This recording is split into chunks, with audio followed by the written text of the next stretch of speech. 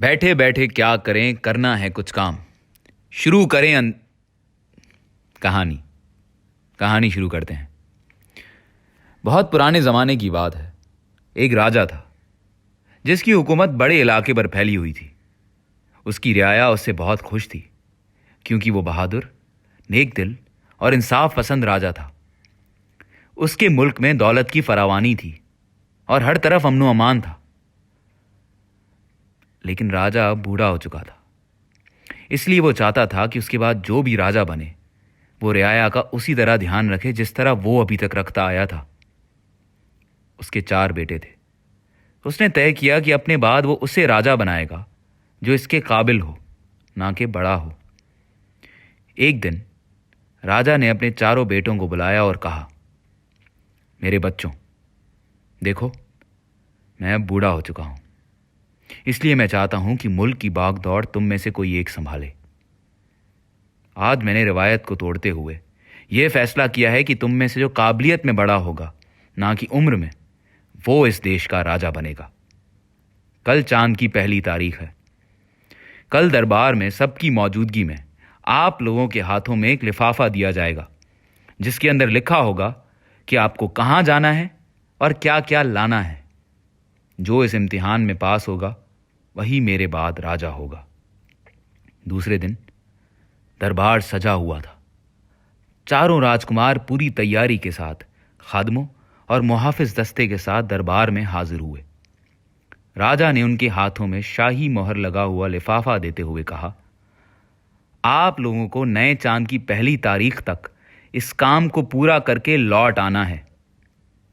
चारों राजकुमार लिफाफे में लिखी चारों सिमतों में चले गए और लोग चांद के बढ़ने और घटने का इंतजार करने लगे।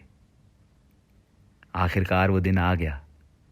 दरबार सजा हुआ था और सारे लोग राजकुमारों की राह तकते हुए दरवाजे पर नजर जमाए हुए थे। अचानक शोर बुलंद हुआ तो राजा ने नजरें उठाई तो दरवाजे से सबसे छोटा राजकुमार एक खूबसूरत सुनहरी हिरन का बच्चा लिए नमूदार हुआ। दरबार में खुशी के नारे लगने लगे। राजकुमार वो हिरन का बच्चा राजा के कदमों में रखकर खुशी और फख्र से एक जानिब खड़ा हो गया। अब दरबार बाकी राजकुमारों की राह तक रहा था। तभी अचानक दूसरे नंबर का राजकुमार दाखिल हुआ। दरबार में फिर खुशी के नारे लगने लगे। राजकुमार के हाथों में पानी से भरे कांच के खूबसूरत बर्तन में धनक के रंगों की तरह 7 छोटी छोटी खूबसूरत मछलियां थीं।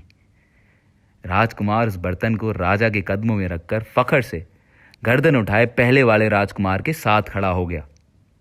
अब राजा और दरबार बाकी बचे 2 राजकुमार का इंतजार करने लगे।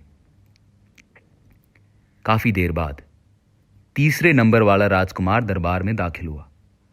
दरबार एक बार फिर शोर से गूंज उठा और सबकी नजरें राजकुमार के हाथों में जो भालू का बच्चा था उस पर जा टिकी। उस भालू के बाल रुई की गाले की मानिंद सफेद थे। उसकी आंखों में ऐसा लगता था कोई बेशकीमती हीरा जड़ा हो, जिससे शुआएं पूरे दरबार को मसूद कर रही थी। राजकुमार उस भालू को मछली और हिरन के पास रखकर खुशी खुशी दोनों राजकुमारों के साथ खड़ा हो गया। अब सभी लोग सबसे बड़े राजकुमार की राह तकने लगे। कई घंटे बीत जाने के बाद भी राजकुमार का कुछ अता पता ना था। दरबार खत्म होने में थोड़ा वक्त ही बचा था। तभी राजकुमार दाखिल हुआ। दरबार में बुलंद होता हुआ शोर अचानक से